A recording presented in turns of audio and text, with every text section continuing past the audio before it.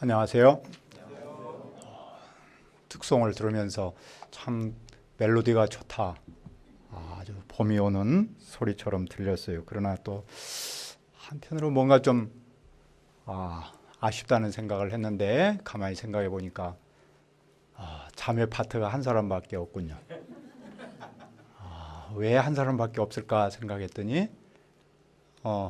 아직 그러죠. 그래서 독처하는 것이 좋지 못하니라는 말씀이 생각이 났는데, 이 골드 미스터들에게 어떤 하나님께서 짝을 주시기를 기도하는 심정이 생겼습니다. 특별히 그 요해가 총각들에 더 많죠.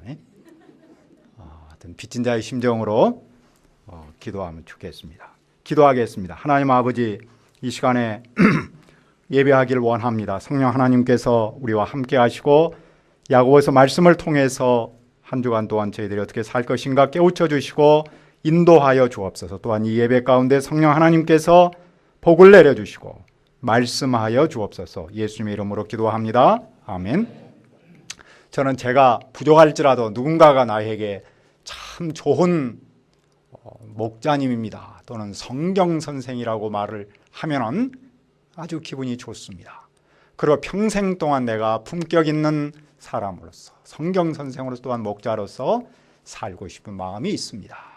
그런데 문제는 나와 어떤 실제적인 이익과 관계되는 문제가 만나면 그런 것들을 포기할 때가 있습니다. 왜냐하면 옳음보다도 이익을 먼저 생각하기 때문이겠죠.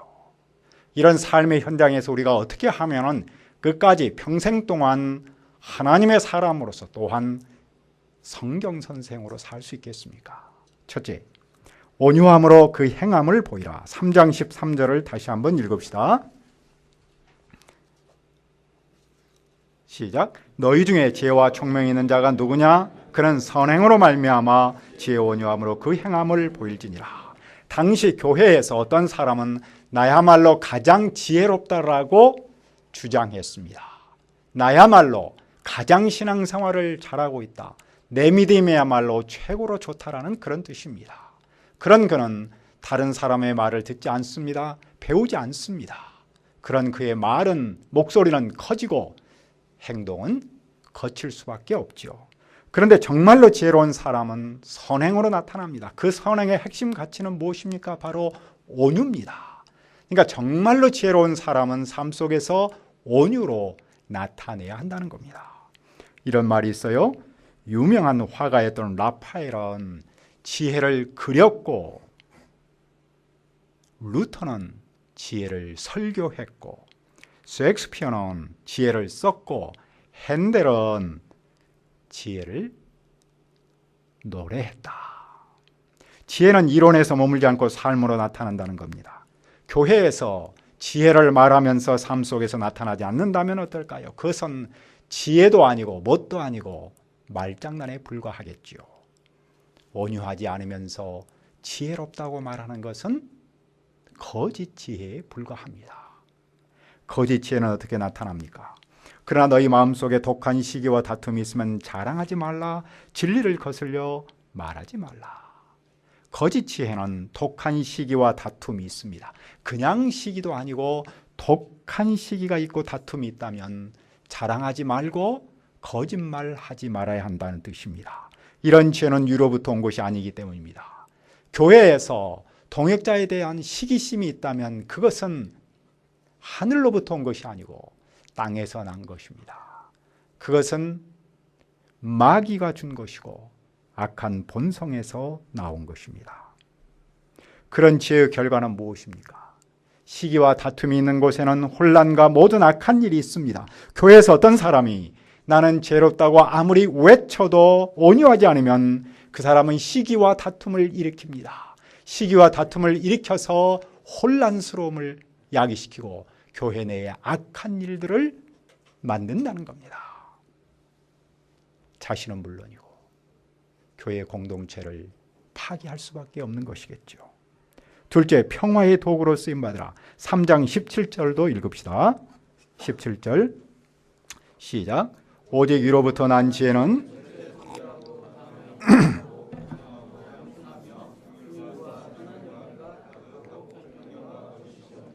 땅의 지혜와 반대인 유로부터 나온 지혜는 하나님께서 주신 지혜입니다. 그 지혜의 핵심은 선결, 순결입니다. 여기서 순결은 윤리적, 도덕적 순결을 말하는 것이 아니고 하나님을 향한 순결, 즉 하나님을 향해서 한 마음을 품고 섬기는 것을 말합니다.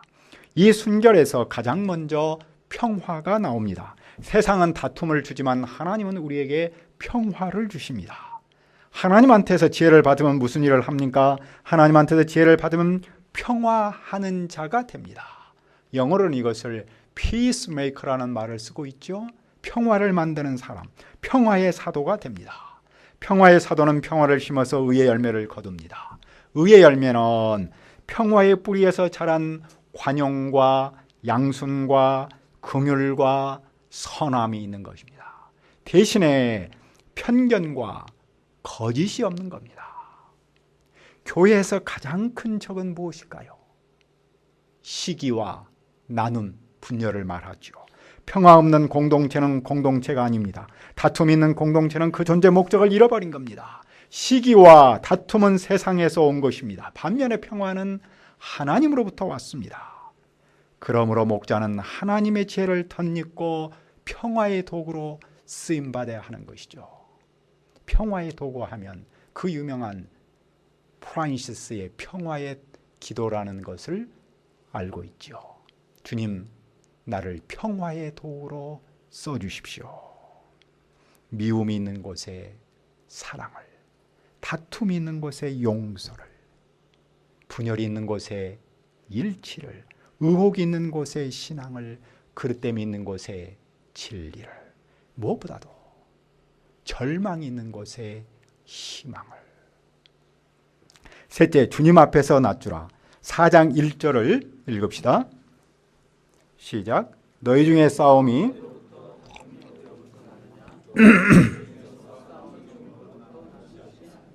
여기서 싸움이라는 말은 전쟁이라는 단어입니다. 야고보서에서 싸움을 전쟁이라고 한 것은 교회 내에서 싸움이 전쟁만큼 심각한 결과를 초래한다는 것을 강조하고자 함입니다. 교회 안에서 왜 서로 싸울까요? 정욕 때문입니다. 정욕이란 즐거운 것, 쾌락 추구라는 뜻입니다. 이 단어에서 영어 히도니즘, 즉 쾌락주의라는 말이 나왔습니다. 이것은 육체적 쾌락과 함께 권력과 명예의 욕망을 다 포함하고 있습니다. 예로부터 플라톤도 모든 전쟁과 혁명의 근원은 욕심이다라고 말했고, 그 뒤에 키케로라는 사람도 욕심은 증오를 낳고 증오는 전쟁을 낳는다라고 말했어요. 인간의 욕망은 세상을 하나의 거대한 전장터로 생각하고 싸움을 한다는 겁니다. 인간의 욕망은 무장한 군대와 같아서 자신의 욕망을 채우는데 방해하는 어떤 세력이 있다면 전쟁을 선포하고 싸운다는 겁니다. 그런데 교회에도 이런 싸움이 있습니다. 교회가 서로 싸울 때 겉으로는 이념이나 신학 논쟁을 말하고 있지만 그 속에는 바로 이런 정욕이 있다는 겁니다. 그러나 교회에서 서로 싸운다고 해서 원하는 것을 얻지 못합니다. 다른 사람에게로 말로 상처 주기도 하고 시기하여도 자기가 얻고자 하는 것을 결코 얻지 못합니다. 왜냐하면 구하지 않기 때문입니다. 그러니까 교회에서는 뭔가를 얻고자 하는 것은 사람과의 갈등을 통해서 얻는 것이 아니고 하나님께 기도함으로써 얻을 수 있다는 것이죠. 원하는 것을 얻지 못하는 것은 사람이 서로 막 지지고 볶고 싸움하는 그걸 하지 않아서가 아니라 기도하지 않아서입니다. 그러니까 교회 내에서 얻는 것은 인간의 갈등이 아니고 사람과의 갈등이 아니고 하나님께 기도함으로써 얻는 방식이라는 사실을 가르쳐 줍니다. 그런데 때로는 우리가 기도할지라도 얻지 못할 때가 있어요. 왜 그렇습니까? 그것은 기도하는 동기가 순수하지 않기 때문이죠. 우리가 기도한다고 해서 하나님께서 모든 것을 무조건 주시는 것은 아니겠지요. 하나님의 뜻에 맞고 하나님의 원하심에 맞는 그런 기도를 할 때만이 주십니다. 그러므로 우리는 무엇을 알아야 합니까? 4장 4절입니다. 가늠한 여인들아, 세상과 벗된 것이 하나님과 원수됨을 알지 못하느냐? 그런즉 누구든지 세상과 벗이 되고자 하는 자는 스스로 하나님과 원수되는 거니라. 성경은 하나님과 우리 사이를 부부 사이로 비유합니다. 하나님과 세상에 양다리 걸치는 사람을 간음한 여인으로 비유합니다. 하나님의 백성이 세상과 친구 삼는 행위는 남편이나 아내가 다른 남자와 부정한 짓을 하는 것과 같기 때문입니다. 그러면 야고보 교회에서 누가 간음한 여인에 해당합니까? 자기를 지혜롭다고 말하고 온유함으로 그 삶을 표현하지 않는 사람이겠지요. 또한 교회 안에서 다툼과 시기를 벌이는 사람이겠지요. 교회는 하나님의 몸이고 평화의 공동체입니다. 그런 하나님의 몸을 나눈다든지 그런 하나님 안에 있는 동역자를 시기한다면 그것은 하나님과 원수입니다. 따라서 우리는 무엇을 생각해야 합니까? 하나님께서 우리 안에 살게 한 그 영을 질투하실 만큼 사랑하신다는 사실을 생각해야 합니다. 하나님은 우리를 정말로 사랑하시기 때문에 우리가 하나님의 일편단심 사랑하지 않으면 질투하십니다. 왜냐하면 그 사람은 간음한 여인과 같기 때문입니다. 부부 사이에서 간음한 여인을 질투하는 것은 너무나 당연한 것이 아닐까요? 그 점에서 질투는 사랑의 다른 표현이라고 말할 수 있겠죠. 그러나 하나님은 어떤 분이십니까? 6절을 읽어봅시다. 14장 6절 시작. 그러나 더욱 큰 은혜를 주시나니 그러므로 일렀을 때 하나님이 교만한 자를 물리치시고 겸손한 자에게 은혜를 주신다 했느니라. 하나님은 우리를 질투하시지만 그것과는 비교할 수 없는 더 큰 은혜를 주십니다. 하나님의 은혜가 질투를 뛰어넘습니다. 그런데 하나님은 더욱 더 큰 은혜를 교만한 자에게 주시지 아니하시고 겸손한 자에게 주십니다. 우리가 어떻게 겸손한 사람이 될 수 있습니까? 첫째로 하나님께 복종해야 합니다.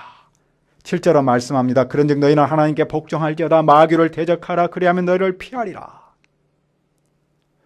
교회에서 동역자와의 갈등은 하나님과 갈등하고 있다는 증거입니다.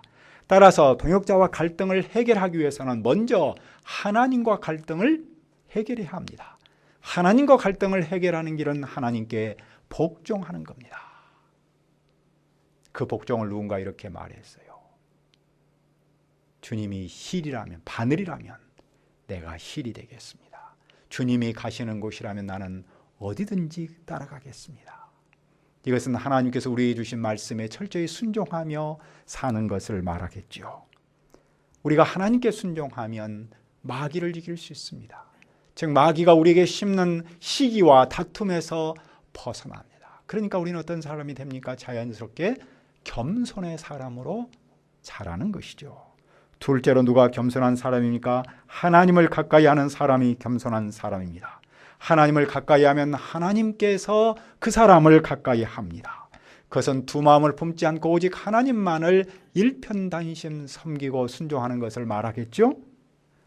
하나님과 세상에 양다리 걸치는 사람은 그런 삶에서 돌아서야 합니다. 그 삶이 죄라는 사실을 깨닫고 슬퍼하고 하나님께 나가야 합니다. 그러면 겸손한 사람으로 다시 태어나죠. 셋째로 주님 앞에서 자신을 낮춰야 합니다. 10절을 다시 읽어봅시다. 10절 시작. 주 앞에서 낮추라 그리하면 주께서 너희를 높이시리라. 세상에서는 할 수 있으면 자기를 높입니다.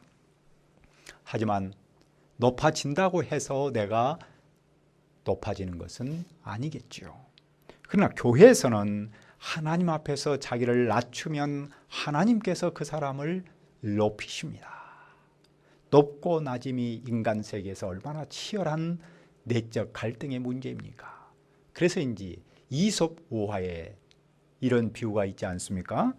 그리스 신 헤르메스는 자기가 사람으로부터 가장 존경받는다는 착각을 해요.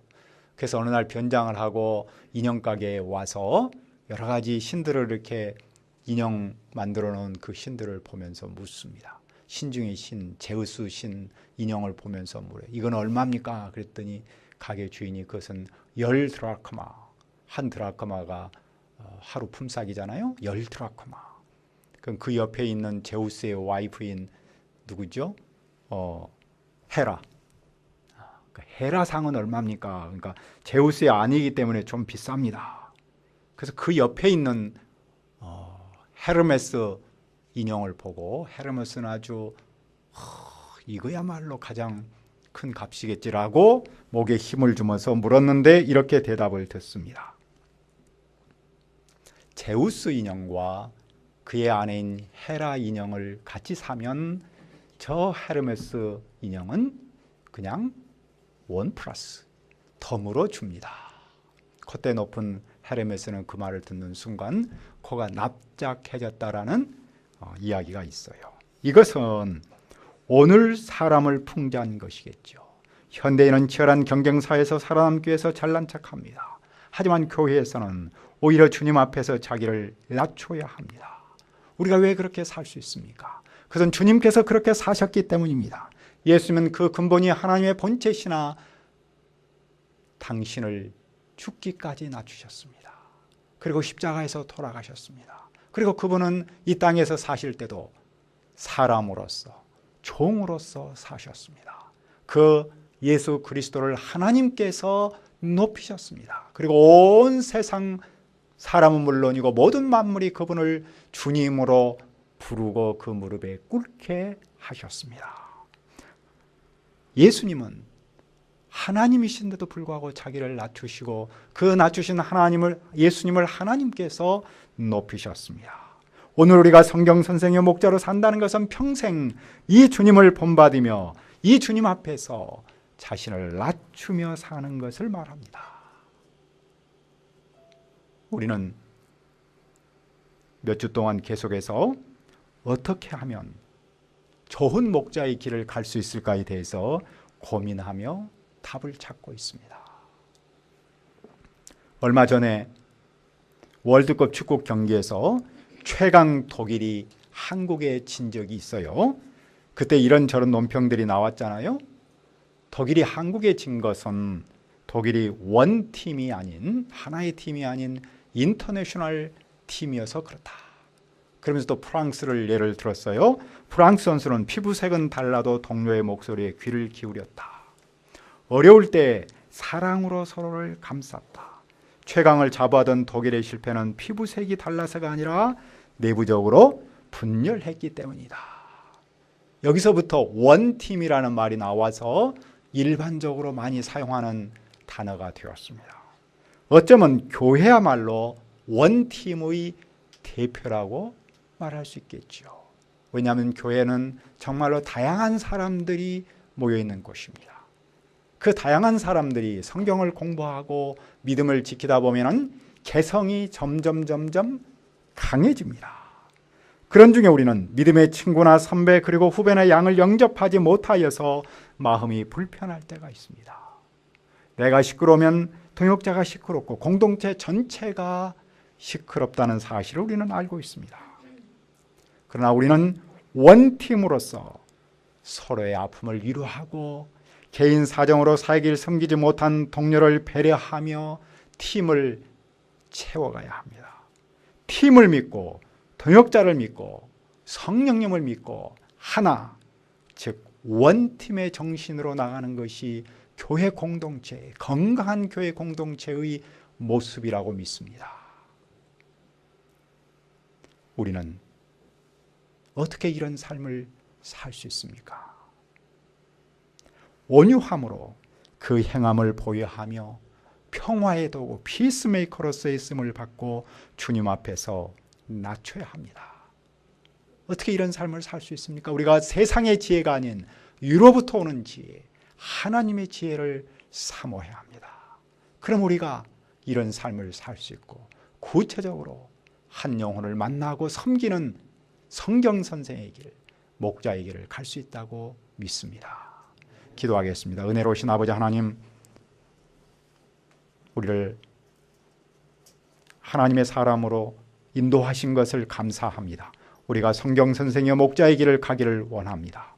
주님, 우리가 위로부터 오는 지혜를 사모하고 덧입어서 온유함으로 그 행함을 보이고 평화의 도구로 쓰임받으며 주님 앞에 낮춰서 우리의 교회 공동체가 원팀으로서 봄학기에 한 영혼을 만나고 섬기는 일을 감당하도록 인도하여 주옵소서. 예수님의 이름으로 기도합니다. 아멘.